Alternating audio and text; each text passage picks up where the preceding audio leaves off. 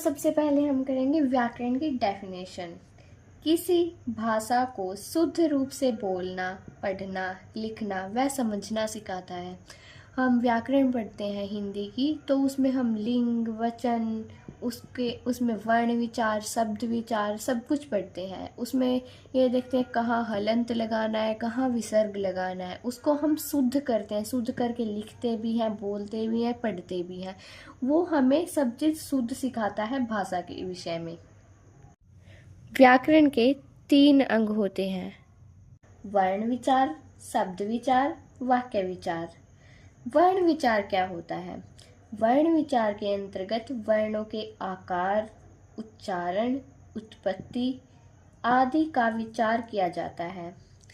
इसका अर्थ है कि उनका आकार कि वो कैसे हैं। जैसे कि हम ए लिखते हैं तो उसकी क्या शेप है, उसका क्या आकार दिया है हमने, ये उनका उच्चारण हम कैसे करेंगे। जैसे हम ए इसका उच्चारण कर रहे हैं, जो व्यंजन है, व्यंजन के साथ हम स्वर जोड़ के बोलते हैं, उसका उच्चारण कैसे किया जाता है, उसका विसर्ग कैसे होता है। उत्पत्ति, जैसे स्वर है, व्यंजन है, हम किसी भी 2 व्यंजन को मिलाकर एक तीसरा व्यंजन बना रहे हैं। तय प्लस रै, त्रय आदि का हम ये विचार करते हैं वर्ण विचार में।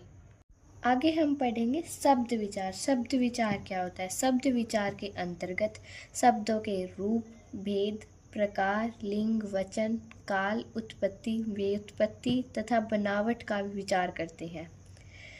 रूप, उनका कैसा रूप है।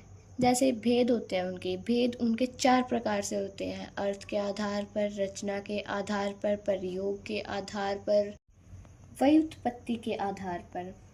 उसके प्रकार, उनके आधार पर उनके कितने प्रकार होते हैं शब्द के।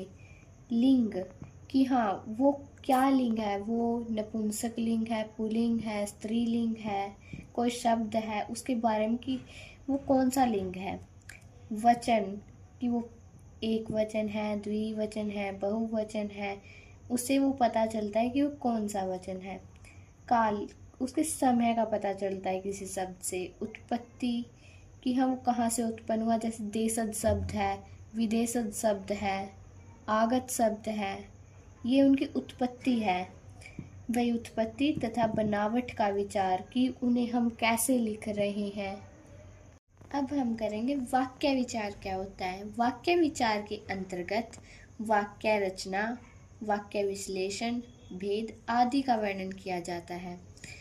वाक्य के कितने भेद होते हैं, इसके बारे में हम वाक्य विचार में पढ़ते हैं। वाक्य विश्लेषण की, उसमें कौन सा लिंग है, कौन सा वचन है, उसका प्रकार क्या है, ये उसकी रचना कैसे हुई है, ये सब हम वाक्य विचार में पढ़ते हैं। आगे हम इन तीनों टॉपिक्स को विस्तार पूर्वक करेंगे।